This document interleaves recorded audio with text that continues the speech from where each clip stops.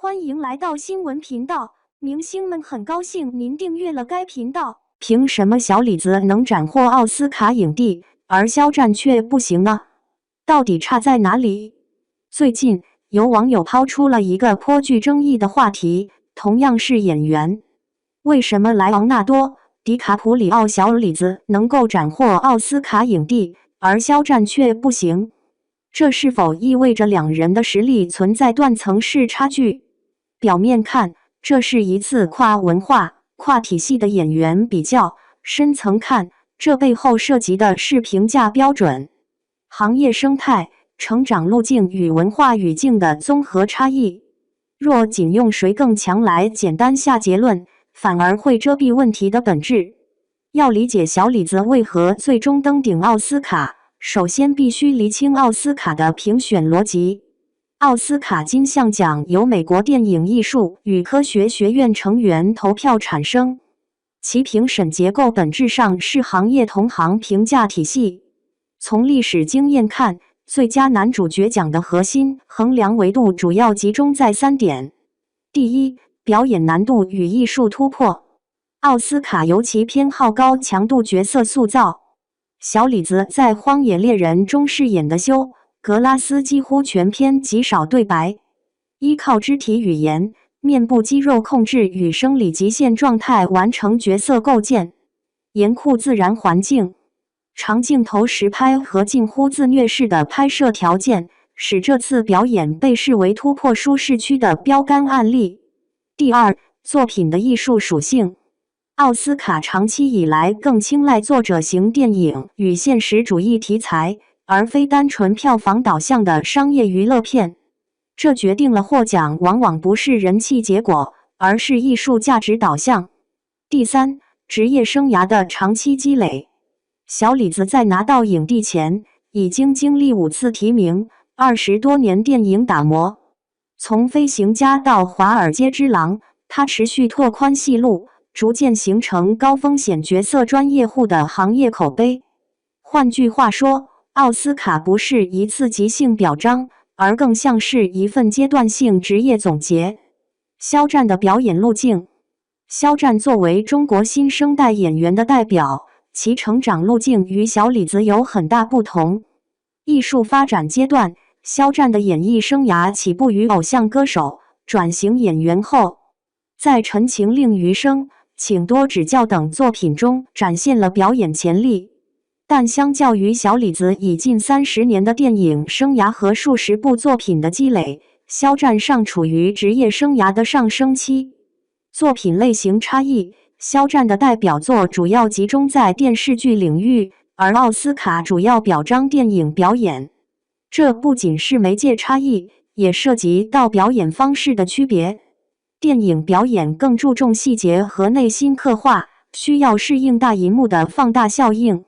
文化背景不同，奧斯卡作為西方電影獎項，其審美標準和敘事方式與中國影視作品存在差異。中國演員要在這一舞台上獲得認可，不僅需要出色的表演，還需要作品能夠跨越文化鴻溝。比較兩位演員時，我們需要避免簡單化的優劣判斷，而應該看到藝術成長的不同維度。時間維度的考量，小李子從童星到奧斯卡影帝走了近30年，這期間他經歷了各種角色的挑戰，也在商業大片和藝術電影之間尋找平衡。相比之下，肖戰的表演生涯才剛開始綻放，他的成長空間還很大。文化語境的影響，中國影視市場有其獨特的生態環境和發展規律。在中國，一位演員的影響力不僅體現在專業獎項上，也體現在作品的社會反響和對觀眾的情感連結上。肖戰在這方面的成就是顯著的，他通過自己的作品觸動了大量觀眾，這也是演員價值的重要體現。藝術評價的多元性，藝術成就不應該被簡化為單一標準的比較。奧斯卡只是眾多電影獎項之一，它反映的是特定文化背景下的審美取向。在中國，我們有金雞獎、華表獎等專業獎項，他們同樣是對演員表演藝術的認可。真正的差距在哪裡？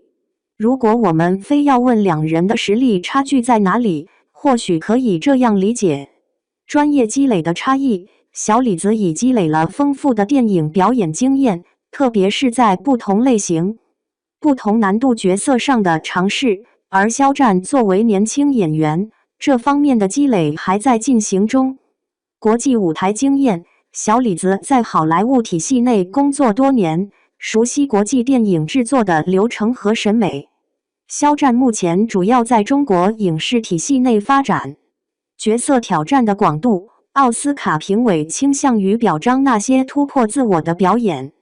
小李子在《荒野獵人》中的表演被認為突破了他以往的形象和表演方式，而肖戰仍在探索更廣闊的角色空間。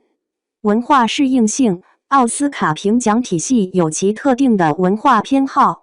非英語國家的演員要獲得最佳男主角獎，面臨更多挑戰。歷史上僅有少數幾位非英語母語演員獲此殊榮。回到最初的問題，為什麼小李子能得奧斯卡，而肖戰不行？這並非因為一位演員比另一位更優秀，而是因為他們處於不同的職業階段、文化環境和藝術道路上。小李子的奧斯卡之路是一部持續奮鬥的史詩，是他數十年如一日在表演藝術上追求卓越的結果，而肖戰代表了中國新一代演員的成長軌跡。他的價值正在被越來越多的觀眾認可，他的藝術之路也才剛剛展開。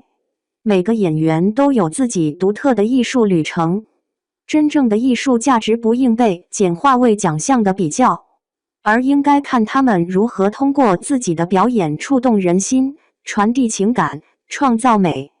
在這個意義上，小李子和肖戰都在各自的舞台上閃耀着光芒，也都將繼續在表演藝術的道路上探索前行。時間才是最公正的評委。演員的藝術高度從來不是一蹴而就，獎項是階段結果，而不是終極標準。小李子的成功證明了長期主義的力量，肖戰的成長軌跡也仍在書寫當中。對觀眾而言，與其執着於橫向比較，不如關注演員是否持續挑戰自我，不斷拓寬角色邊界。如果未來某一天，中國演員站上國際電影最高領獎台，那也不會是偶然，而一定來自長期積累、優質作品與產業協同的共同結果。時間終將給出答案。